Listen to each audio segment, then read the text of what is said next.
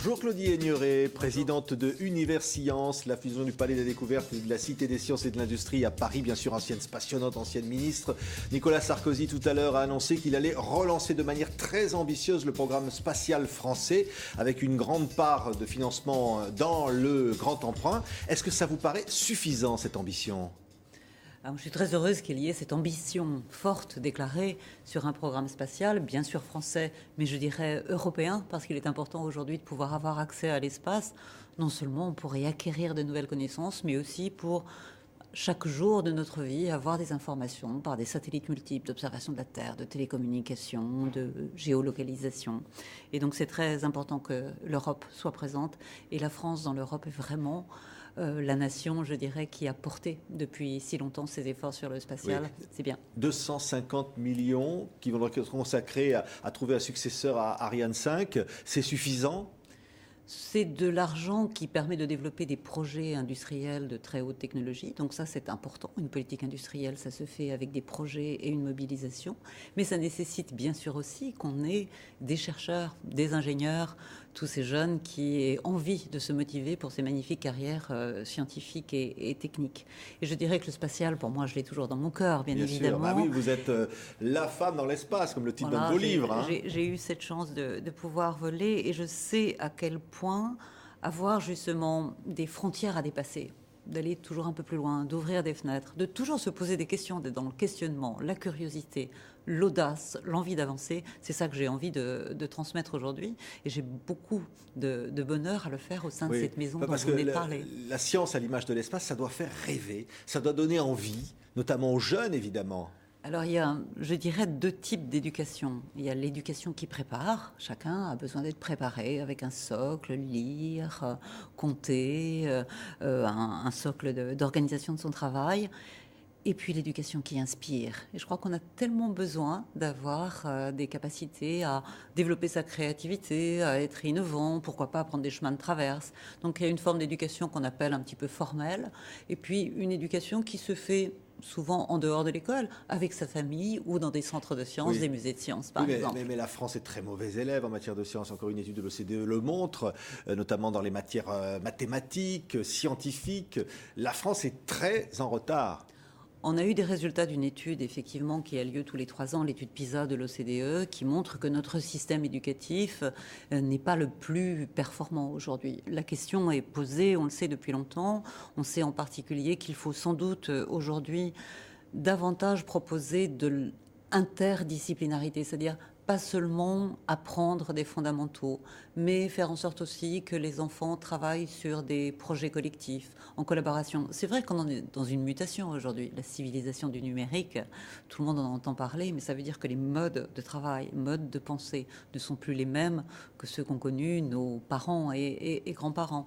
Je crois qu'il faut accompagner les enfants, il faut accompagner les enseignants également avec cette nouvelle pédagogie. Et il y a encore beaucoup d'efforts à faire dans le domaine, bien sûr, des mathématiques et de la science. Mais moi, je milite, et je pense qu'on va en parler, parce que j'ai essayé de produire... Vous avez présenté ce livre, on voit la couverture, plaidoyer pour réconcilier les sciences et la culture, c'est-à-dire la culture, mais j'allais presque dire, qu'est-ce qu'elle vient faire là-dedans? Mais la culture, elle a tout à faire. Notre culture au quotidien, c'est d'être capable, en tant qu'individu responsable, d'avoir des clés de compréhension d'un monde qui est très complexe, qui bouge très vite. Alors, si on met les sciences et les techniques en dehors de ce qui est notre culture générale, on est perdu. On n'a pas les outils pour avancer. Les journaux télévisés, une étude récente vient d'être faite, montre que 1,6% seulement du temps d'antenne est consacré à la science. Ouais. C'est 3 fois moins que le sport, bien évidemment. Qu'est-ce qui fait que finalement on n'en a pas envie, ou les jeunes en ont moins envie qu'avant? Alors, il faut redonner l'envie. Il faut redonner l'envie. Il faut montrer la science en train de se faire. Il faut être en interaction avec les chercheurs. Il faut aller pouvoir visiter des laboratoires, soit de façon physique, soit de façon virtuelle. Il faut regarder des expositions. Il faut assister à des exposés. Jeunes filles notamment, parce qu'il y a un retard aussi des jeunes filles par rapport aux jeunes garçons. Plus particulièrement les jeunes filles, vous avez raison. Elles sont formidables à l'école. Elles ont des notes formidables. Et par contre, elles ne s'engagent pas vers des carrières scientifiques ou des carrières techniques. Et ensuite, leur progression est difficile. Donc c'est vrai que les jeunes filles, déjà, elles ont un petit peu des stéréotypes. la maman à la cuisine et le papa chef d'entreprise. Et donc, il faut déjà vaincre ces stéréotypes. Et puis, la deuxième chose, c'est donner confiance. Donner confiance, ça veut dire qu'il faut être dans la transmission, le partage, la médiation. Il ne suffit pas d'avoir des livres d'école, il ne suffit pas d'avoir des tablettes numériques, quelles qu'elles soient. Il ne suffit pas de se connecter sur un réseau social, sur Internet. Il faut aussi que, quelque part, on incarne la science, la technique, le métier. Oui. Luc Châtel, le ministre de l'Éducation nationale, il tient compte de vos propositions, de ces propositions-là? Alors, je travaille de façon très proche avec le ministère de l'Éducation nationale. Il y a une convention qui va être signée entre Univers Sciences et l'Éducation nationale pour justement être en synergie, en complémentarité avec les programmes à l'école et faire en sorte que l'éducation, elle se fasse aussi bien à l'école qu'en dehors de l'école et qu'elle se fasse pas uniquement discipline par discipline. C'est nécessaire, il faut se former l'esprit, mais il faut aussi apprendre à penser, apprendre à raisonner, apprendre à apprendre, parce que toute sa vie, on peut apprendre et il faut avoir cette curiosité.